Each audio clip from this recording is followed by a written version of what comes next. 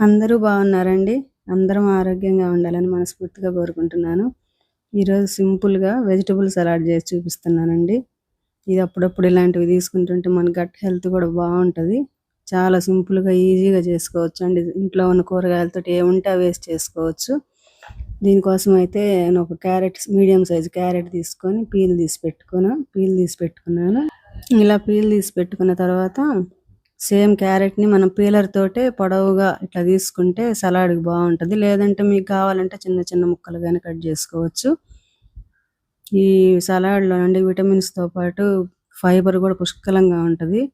మన పొట్టకి పేగులకు గాని క్లీన్ చేయడానికి చాలా యూజ్ అవుతదండి ఈ సలాడ్. అప్పుడప్పుడు తింటుండాలి. ఉదయం బ్రేక్‌ఫాస్ట్ స్కిప్ చేసైనా గాని తీసుకుంటే చాలా బావుంటది మన పొట్టకి. తర్వాత ఒక ఆనియన్ కూడా తీసుకొని సేమ్ అలాగే సన్నగా పొడవుగా కట్ చేసుకున్న ఒక టమాటా కూడా తీసుకొని ఇవన్నీ శుభ్రంగా ముందే ఉప్పు నీళ్ళలో కడిగి పెట్టుకోవాలండి బాగా. మనం పచ్చియే తీసుకుంటాం కాబట్టి కొంచెం బాగా శుభ్రంగా కడిగి పెట్టుకోవాలి. ఇంక ఇది కూడా సన్నగా కట్ చేసుకొని అది కూడా అన్నీ కలిపి ఒక బౌల్లోకి తీసుకొని ఇంకా తర్వాత కీరా కూడా ఒకటి తీసుకొని పీల్ తీసేసి ఇంక ఇది కూడా సేమ్ అట్లనే పొడవుగా కట్ చేసుకున్నా. మన ఇష్టం అండి, చిన్నగా అయినా కట్ చేసుకోవచ్చు, సన్న ముక్కల్లాగైనా. ఇంక ఈ విధంగా కట్ చేసుకున్న తర్వాత ఇంక అన్నీ ఒకసారి మిక్స్ చేసుకోవాలండి. తర్వాత క్యాప్సికమ్ కూడా తీసుకున్నా ఒక చిన్న పీసు. ఈ క్యాప్సికంలో విటమిన్ సి ఉంటుందండి. దీంట్లో విటమిన్స్ అన్నీ ఉంటాయి ఇప్పుడు మనం తీసుకున్న అన్ని కూరగాయల్లో. వీటితో పాటు ఫైబర్ కూడా ఉంటుంది కాబట్టి మన పేగులన్నీ శుభ్రంగా క్లీన్ చేస్తాయండి, ఊడ్చేసినట్లుగా.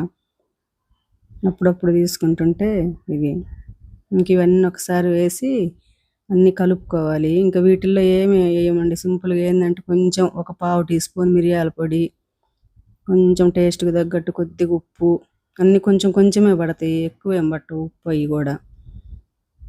అన్నీ తర్వాత చాట్ మసాలా, కొంచెం టేస్ట్ కోసం చాట్ మసాలా వేసా.